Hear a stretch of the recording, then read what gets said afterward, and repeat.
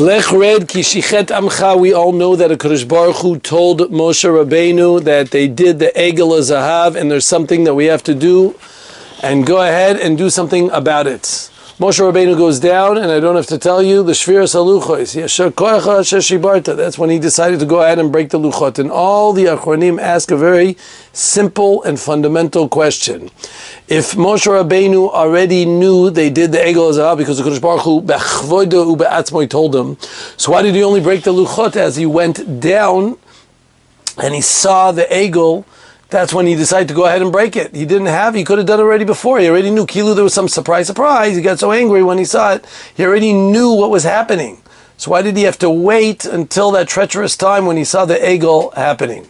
So the Sefer Yikarim, that's Rav Yosef Albo and Chelik Daled, one of the great Rishonim that lived approximately in the 1300s, basically explains that Godol Haroeh Be'einav, it's bigger when you see something than when you hear about it. When you see it, then it's much greater than you heard. He only heard about it when he actually saw with Egel, so that got him to such a state of, if you want to call it rage, upsetness, or disappointment, that he decided to throw the Luchot. We all know that this phenomenon is something that makes millions of dollars. Reuters, who goes ahead and runs around the world taking pictures of every news event, makes a tremendous amount of money selling them to all the different newspapers all over the world, these pictures. Because of that, we all know that people are much more interested in seeing videos of what happened as opposed to reading about it in the paper. And the answer is because Gadol Re'i Yoter Mi Ashmiya. Lamaisa, Rav Moshe Feinstein, uncandidly, he usually does not do this, speaks about this in Yoredei Siman Reish Chaf Gimel, speaks about the Sefer Ikrim, and he goes, what? You can't be serious. Now, of course, Rav Moshe Feinstein, Igros Moshe, is a halacha sefer, so he's not really going in that direction of halacha. But he says it's impossible that the Sefer Ikrim could say such a thing. HaKadosh Baruch Hu b'chvoidu b'atzmo, he tells you something, you have to see it to believe it. It makes more an effect of you. When Hashem tells you something, a Navi hears it, he sees it. It's as if you saw it, and it's better than when you saw it. You see it in your kishkes, you see it in your bones. He didn't have to wait to see it with his physical eyes if you heard it with the great words from HaKadosh Baruch Hu. It doesn't make any sense, and he pushes away this teretz of the Sefer Ikrim, and he gives a different teretz. One teretz that he gives is the same as the Akedat Yitzchak, is that he wanted to break it in front of their eyes. Ve'eshbram be'enechem. He wanted to break it in front of them to make a point, to make it clear, to make a fundamental understanding that, look, Chaver, because you did this, this is happening. I want you to realize, I'm not going to give you a report of what happens, look what happens, and he broke the Luchot in front of them. And that's why it says very clearly, Ve'eshbram be'enechem in the Pasuk. We also know the last words in the whole entire Torah is Le'enei Kol Yisrael, in front of all Kol Yisrael, because he went ahead and broke the Luchot in front of them. That's the teretz of the Rav Moshe, which is the same as the Akedat Yitzchak. I want to just focus for 2 minutes on the second teretz of Rav Moshe, and he was mechaven to the words of the Sforno himself over here in Parshat Ki Tisa. They both say the same yesod. Of course, the Sforno, the great the great Avadia Sforno was from the great Rishonim, who lived mamish at the end of the Rishonim period, towards the late 1300s, early 1400s. Wrote very bekitzur, very shorthand, all over Tanakh. He has a tremendous amount of beautiful perushim in the whole entire Torah, and he basically says like this. And like I said, Rav Moshe was mechaven to his words also, that he says he wasn't going to break the luchot. He said, "I'll be machzor b'tshuva. I'll be okay. I understand they went off. We'll try to fix him up." But as the psukim right there, when he went down, what did he see? It doesn't say he saw the Egel Azov. He saw the rikudim v'mecholot. He saw the dancing, the excitement. He saw the vigor. He saw how much they were into it, and he said, "Forget about it. It's a lost cause. Goodbye with the luchot. You guys don't deserve this. You can't have this. I see that there's no room for tshuva. There's no room for returning. We have to kill the people that are responsible for this action, not because of the avera per se." Obviously it is the Avera, but because of the amount of simcha, the excitement that they had with that. When you get to such a stage, it becomes to a point of no return. An incredible yesod from Rav Moshe and the Sforno that are basically telling us that there's a big difference when you see, lo aleinu, a child that is going off the derech, and he's having trouble connecting and keeping and being able to keep the Shmir to Mitzvot and doing what needs to be done, or he's going completely off. There's two different types of children that you have to be wary of, and the truth is, the schools kind of make this fundamental difference more or less, the ones that are in the know-how. If the child is doing it because he has the Yetzer Hara, it's hard for him to stop, and he really feels bad about it, but he wants to stop. He's looking at the wrong things, talking to the wrong people, doing the wrong things, he's going the wrong places, saying the wrong things, but he's got a Yetzer Hara, and that's what's pulling him there, as we call Yetzer Hara from Taiva. So that's a kid that we can work with. That's a kid that wants to be Chozer B'Tshuva. That's a kid that has capabilities of finding the Shvil Azav of coming back, being able to come back. But a kid who's happy with where he is, a kid who went completely off and he's satisfied with that situation, he's there lechatchila, not b'diavad, he's there because he wants to be there and he knows this is the place to be, and he completely does it consciously and he wants to be there and he's there with an excitement, with a vigor, and he's very happy about it. You should know that kid's in trouble. That kid needs some serious help, and it's not going to be so easy to get him back.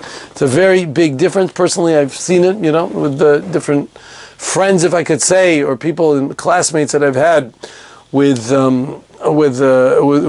my children's classmates, when I've seen different types of people, and I dafka noticed, and I tried to veer my children to those kids, that even if they weren't necessarily perfect, but I saw that they were the type, and I usually was kind of, like I say, spot on, as you could see the type of kids that they're going to come back. It's not the kids that are going to stay off forever, and it all depends on, are there kishkas there, they're lave there, are they into it, is it something that they're having so much fun with, and it's not just fun out of ta'avot, but fun out of a specific interest, because they hold that this is it, and they're there 100%. That is the difference that we see from the Chet Egel and the event that happened. It's exactly what happened also here, which is connected to Purim, because it doesn't say, we all know the Chet of the Su'udah, because of the Su'udah that they had with the Mishta of Achashverosh, with that fabulous party that they had in the beginning, that led to eventually the Gzerot of Haman. And the question is that we all know that even if they ate non-kosher, and most of the poskim say it was kosher food, but beseder, how bad could it have been to deserve klaya? They want to destroy the whole entire Klal Yisrael because of something that they did that was just, let's say, eating a little bit non-kosher or enjoying a party. Give them a punishment, give them a slap here and there, but to go ahead and destroy all of Klal Yisrael before. But the answer is, as we all know, Chazal don't say because they ate in the Mishnah. It says because nene misudas Achashverosh. They had a good time. They enjoyed it. It was lechatchila. Achashverosh was prancing around there in his big day kahuna. He took the big day kahuna. The menorah was sitting there, and they didn't have any pain, no suffering. They didn't feel any type of agmat nefesh. They should have felt some type of, it should have hurt them. It should have been a little bit of a sting to see such a scenario. But the answer is, they weren't necessarily holding there. We know during the 70 years of the Galut over there, they actually went down to a certain extent, and they didn't feel the pain and the pain of the that came in the agmat nefesh that should have came from such a scenario, and because of that deserved klaya. We see the difference. The nene is what decided to cause destruction, not necessarily the actual party itself. As Chazal say, gadol hirur avera yoter me'avera. Worse than the avera itself is the machshavot that are there. They're there because the machshavot never end. It means you're there. Your power is there. You are where your mind is. If you're there's a Maisa with Rosh Shalom Shadron, that he was walking around in the Shuk Makani Yehuda, and suddenly, while he was in the middle, he suddenly felt someone hit him on the back. What happened? He looked back, forth, right? Who's hitting him? Suddenly, without any type of hesitation, again, he got hit one more time. Who's doing that? What's going on? He looked left and right. Suddenly, says Rav Shalom, he realized that he was in the middle of Shemona Esrei. Slach lanu avinu, kichatanu. He was hitting himself and he didn't even realize it. You are where your mind is. Your mind puts you in that place.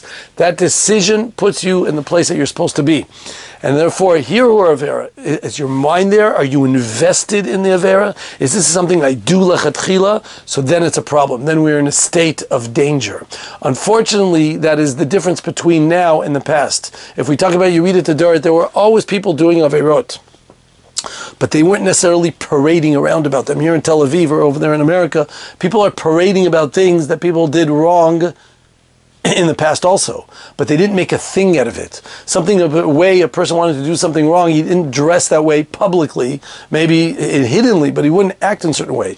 To say certain things would never be done. Maybe you do it behind someone's back, or you'd say certain things about different people, but now there's a practice known as freedom of speech. Why limit me? I could say whatever I want, whenever I want, whoever I want about it.